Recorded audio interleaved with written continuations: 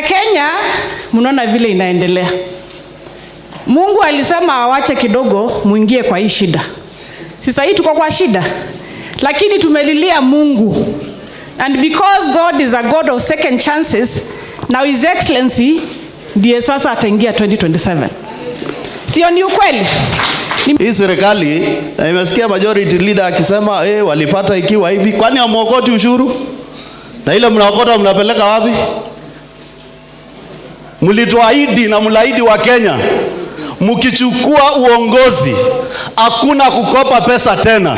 Nataka itangazie wa Kenya, serikali ya Kenya kwanza kwa miezi 15 wameomba trilioni 2 na milioni 400, 2.4 trillion washaomba within 15 days. Do maths.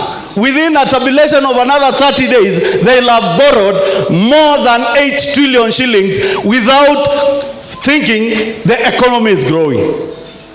Mr. President, we want to ask you, tukiwa Kajiado na kiwa kwa madhibao, kama umekosa maono na uongozi, umekosa mawazo ya kuongoza wa Kenya, the most honorable thing, na wewe unasemanga ni mcha Mungu, you better resign, leave Kenyans for us, we look for somebody who can revive this country. Unajua serikali ya Kenya Kwanza ni serikali ina mambo ya kuchekesha sana na pia mambo ya ajabu. Mkikumbuka walipokuwa wakiomba kura, walisema ya kwamba kuingia kwa uongozi hakuna kuchukua more loans in this country. They will do away with the loans na they will start using government money ndio waweze kufanya maendeleo. Two things have happened since then. Jambo la kwanza, wameongeza matumishi, expenditure. So they have increased their expenditure. And to make things worse, wameongeza pia kukopa. Within 1 year and a few months, they have borrowed 2.4 trillion. And the total loan ya inji is about 11.6, which has been taken since independence. Sasa ukiangalia 2.4 trillion, you compare again, it's about 11 since independence. Sinaona watu watatuweka kwa shimo. And you naona dola imeleta shida. Dollar has actually grown crazy. It's now mad. It's a mad dollar. We have a lot of challenges because of that. So I think, hata ingawa wanasema tuwapatie muda, I don't think Kenyans will give Kenya Kwanza government more time to continue borrowing. We were given a chance kuongoza nchi hii, lakini tulizembea kidogo ikaponyoka. Na mnajua yale yalifanyika. 2027, this God of second chances is giving us a second chance. Now we have one mission, kuhakikisha we don't make the same mistake again. We have a cause that is bigger than all of us. And we have this noble mission, we owe it to Kenyans to rid this country of Zakayo and his punitive taxes. To rid this country of Zakayo and his corrupt government. To rid this country of Zakayo and the entrenched tribalism in this country. That is a mission we must take very, very seriously. Tukianza kutembea hapa, tunaomba watu wa Kajiado tutembee pamoja. Sababu yale yamefanyika, tumesikia wenzetu wa Kenya Kwanza wanasema hapa, eti tuwape muda. Tumewapa sasa miezi 15. Tumebaki sasa na karibu miezi 40 wao kukamilisha. Na ukiangalia vile wanaenda, hata tukiwapa miaka ingine, it will not work, my friend, because you got it wrong from day one. Lakini pia kuwa na uwazi wa kuzungumza kwa bunge letu before we commit our young men and women to do duty on an international scale kama hiyo. Kuna umuhimu mkubwa kabisa viongozi ambao wamechaguliwa na wananchi wao wanahusishwa. Kwa hivyo bunge every time. Na hii tabia ya kushambulia pia mahakama, askofu, muombe sana. Kushambulia mahakama.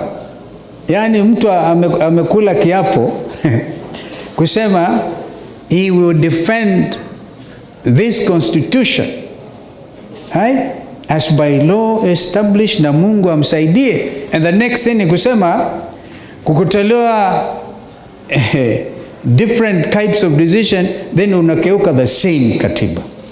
Kweli kuna haja kuwaombea viongozi wajue commitment.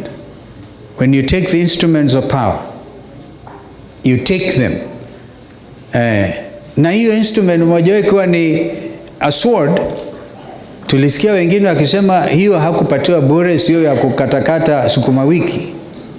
What country are we living in? We're either a country under the rule of law or under the rule of the jungle.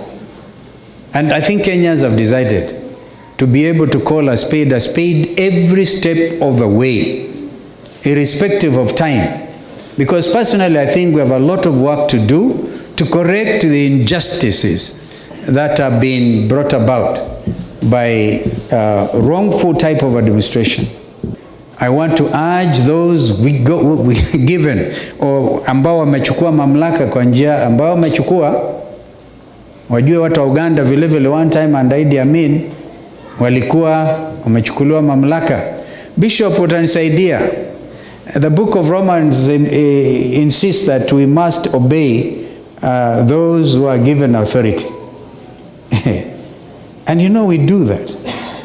And that is why tunanyenyekea mbele yake askofu na wengine. We are doing that.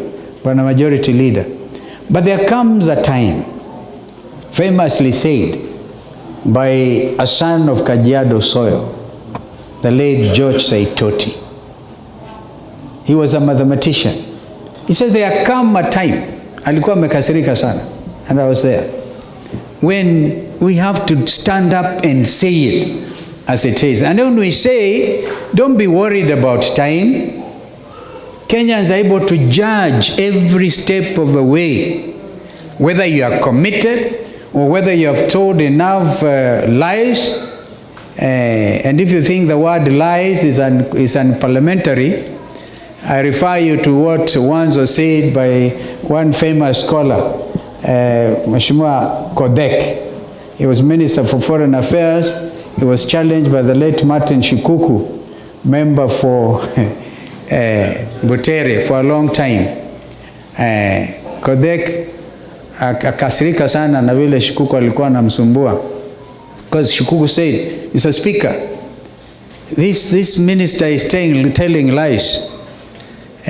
Some lies, and it's not parliamentary. So what Kodek did was very learned. He said that now, if you don't like the lies, the word lies, the member for Butere has been involved in terminological inexactitudes. There we are going. We will be going. Therefore, join us. I ask you to join us in a crusade to change this country's very tough history, terrible mistakes. We want to change it for good once and for all. Wangapi wanaamini? We are going to do so. It's a crusade. Yani hii ni crusade tumeanza. Tutaenda as a team na ndugu Eugene hapa na ndugu zetu wale wengine wa Azimio, crusaders to save this wonderful nation. Perchance it will continue to be the beacon of hope in our region. We have first of all to begin putting Kenya together for real, and we shall say no to anybody who wants to govern this country against the rule of law and what the constitution says. Kwa hivyo mkianza, in the next few days, your sittings in parliament, in the county assemblies, remember we have a duty to do. Country is looking for straight leaders. Sio watu wanadanganya na leo Kenya wanadanganya na wengine, the same kind of naysaying. And when you do so, as a team, as a mere team, please demonstrate decency between yourselves. Ingine mutatupiwa.